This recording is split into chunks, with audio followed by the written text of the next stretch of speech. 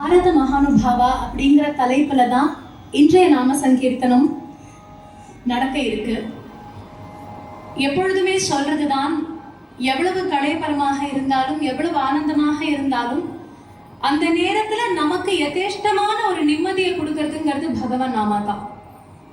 புரந்தரதாசர் சொல்லும் பொழுது எப்பொழுதெல்லாம் கிருஷ்ண நாமத்தை சொல்லலாம் அப்படிங்கிறச்ச எப்பொழுதும் சொல்லுங்கிறார். சில பேர் சொல்லுவா இல்லையா, நான் குளிக்கல என்ன பண்றது அப்படின்னா, கவலை வேண்டாம், குளிக்கலனாலும் சொல்லலாம், குளிச்சுட்டு இருக்கிறச்ச கூட சொல்லலாம். ஸ்நான பான ஜப தபகளும் ஆடுத அந்த டைம்ல சொல்லலாம். இல்லை எனக்கு அது சரியா படலையே அப்படின்னா, நான் சில நாள் தான் குளிப்பேன், சில நாள் குளிக்க மாட்டேன். இன்னைக்கு அப்படி இருக்கு இல்லையா காலம். பல நேரத்துல என்னால தினம் குளிக்கிறதுக்கு அவகாசம் இல்லைன்னு சொல்றவாளெல்லாம் பார்த்துட்டு இருக்கோம் வேலை கடுவுல. அப்போ என்ன பண்ணலாம்னா, மிஸ் பண்ணாத ஒண்ணு டெய்லி இருக்கு. என்னது? சாப்பிடுறது. அது மிஸ்ஸே பண்ண மாட்டோம். எத்தனை வேலை கடு இருக்கட்டும் என்ன இருக்கட்டும், ஒரு வேளையாவது சாப்பிடுவோம் அவசியம். அப்ப என்ன பண்ணு, நல்லா சாப்பிட்டியா, வயிறு நிரம்பித்தா, திருப்தாங்கன்னு சொல்லிடுறாரு. திருப்தி அடுத்துனா ஒரு தரம் கிருஷ்ணான்னு சொல்லிடும். அந்த மாதிரி பகவான் நாம சங்கீர்த்தனம் நம்மள கரைச்சி இருக்கக்கூடிய ஒரு அற்புதமான மார்க்கம். அது எத்தனையோ மகானுபாவா நமக்கு பாரத தேசம் முழுக்க அவதாரம் பண்ணி கொடுத்துருக்கா. அதுல முதல்ல ஆரம்பிச்சது ஔவையாருடைய பாட்டோட தான். வாக்குண்டாம் நல்ல மனம் உண்டாம்னு விநாயக பெருமானுடைய பெருமையை சொல்லும் வண்ணம் ஔவையாரதை வச்சு ஆரம்பிச்சோம். அடுத்து பார்த்தது அகஸ்தியர் அப்படின்னு சொல்லக்கூடிய மாமுனிவரோட கீர்த்தனை. பிரபோ கணபதி ரொம்ப பாப்புலர், பட் அது அகஸ்தியரோடது அப்படிங்கிறது பல பேருக்கு புதுசா தெரிஞ்சுக்க வாய்ப்புகள் உண்டு. சிவயோகி சித்தானந்த சுவாமிஜின்னு இருந்தார்.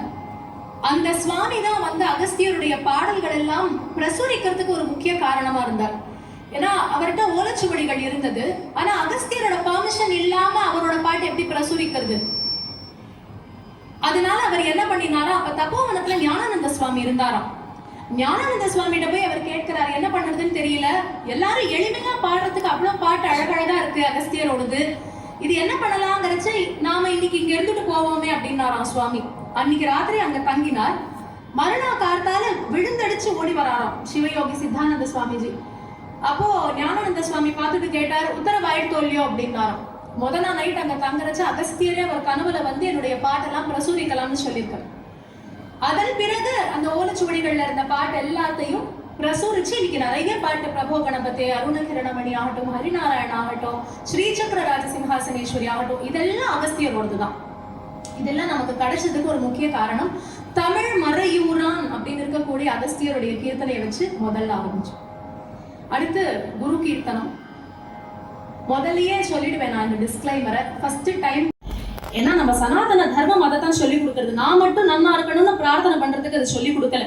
மோஸ்ட் லிபரலான ஒரு மதம்னா நம்மளுதுதான். அதனால எல்லாரும் பகவன் நாமாவை சொல்லும் பொழுது லோகா சமஸ்தா சுகினோ பவந்துன்னு பிரார்த்தனை பண்ணிட்டு சொல்லணும்னு உங்க எல்லாத்தையும் கேட்கிறேன்.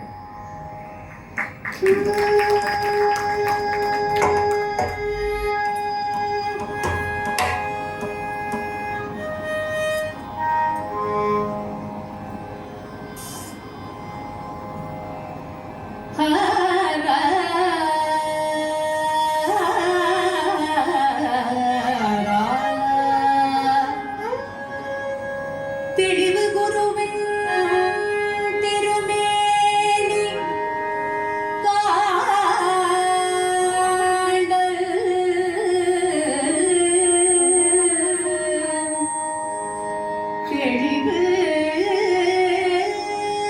குருவின் திருமேனி காண்டல், தெளிவு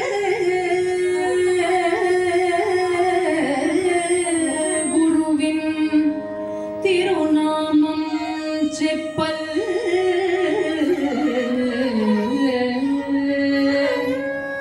தெளிவு குருவின் திருமேனி காண்டல், தெளிவு குருவின் திருநாமம் செப்பல், தெளிவு திருவார்த்தை கேட்டல், தெளிவு